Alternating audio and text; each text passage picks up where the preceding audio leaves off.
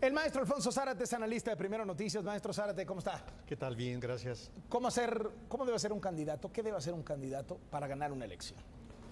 Yo creo que vale la pena en estos días. Hay varios miles de interesados. En estos días en que estamos ya en plena campaña electoral, el tratar de identificar cuáles son los factores, los ingredientes que pueden determinar al final de cuentas el triunfo en una elección.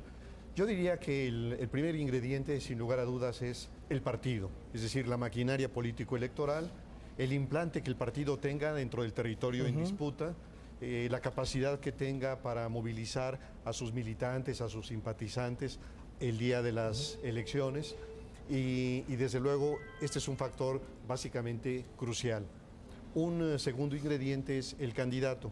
Y aquí hay que decir que hay una tendencia planetaria a un elector que vota ya no tanto por un partido o por un proyecto, por un programa, sino por un candidato. Es decir, el elector hace clic con alguno de los candidatos y decide votar por él.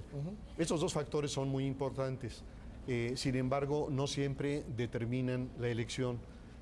Pondré, por ejemplo, el caso de la disputa por la gubernatura en el Estado de México, en donde en su momento Arturo Montiel, que en mi opinión sería casi la antítesis de lo que debe ser un candidato, logra ganar la elección porque tiene el respaldo de una maquinaria político-electoral muy aceitada, con muchos recursos, muy eficaz. O por el contrario, el caso en Jalisco de un candidato carismático, fuerte como Enrique Alfaro, y que logra, con un partido casi marginal como es Movimiento Ciudadano, estar a punto de ganar la gubernatura.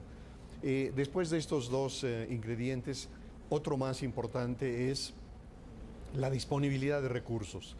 Es decir, las campañas se hacen con recursos, con muchos recursos, no solamente económicos, también recursos políticos, y en ese sentido los partidos que cuenten con mayores prerrogativas e incluso con mayores respaldos, muchas veces por abajo del agua, claro. Porque lo que es evidente ahí es donde circula la lana de las campañas, ¿no? Se está gastando una cantidad monstruosa, lo vemos evidentemente, y sin embargo, en ocasiones no rebasan los límites legales, porque es un dinero que se mueve por abajo y que en consecuencia no es un dinero contabilizado. Creo que también otro factor importante es el equipo del candidato, el equipo del partido, es decir, la capacidad de los estrategas político-electorales, de los especialistas en estudios de opinión, en marketing, en ingeniería de imagen, todos estos que al final de cuentas van a ser el siguiente ingrediente, que es la oferta electoral. Es decir, lo que hemos visto es que cada vez los partidos son menos definidos ideológicamente. También esta es una tendencia planetaria. Se van acercando cada vez al centro, en donde está el grueso de los electores. Y esto quiere decir que los estudios de opinión les sirven para identificar cuáles son las demandas del electorado. Y cada vez son demandas más sofisticadas, es decir, cada vez más tratan de identificar, por ejemplo, qué es lo que reclaman las mujeres, pero no solo las mujeres en términos generales, sino las mujeres que trabajan o las mujeres que están en su casa o los jóvenes estudiantes o los jóvenes desempleados. Entonces, estos estudios de opinión van a identificar segmentos específicos y van a tratar de darles respuestas a esos segmentos específicos.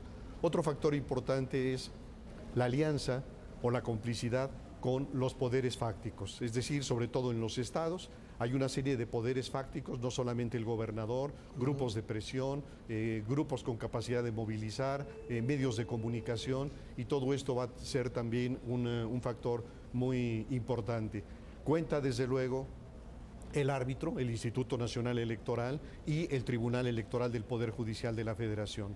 En estos días hemos visto la polémica, hay grupos importantes que piden la cancelación del registro del Partido Verde Ecologista de México ante las reiteradas violaciones a la ley, que son además violaciones graves. Bueno, en ese sentido el Instituto Nacional Electoral, su comisión de quejas y otras instancias deben decidir si ponen un alto a este juego ilegal y, en su caso, frente a una apelación, el Tribunal Electoral.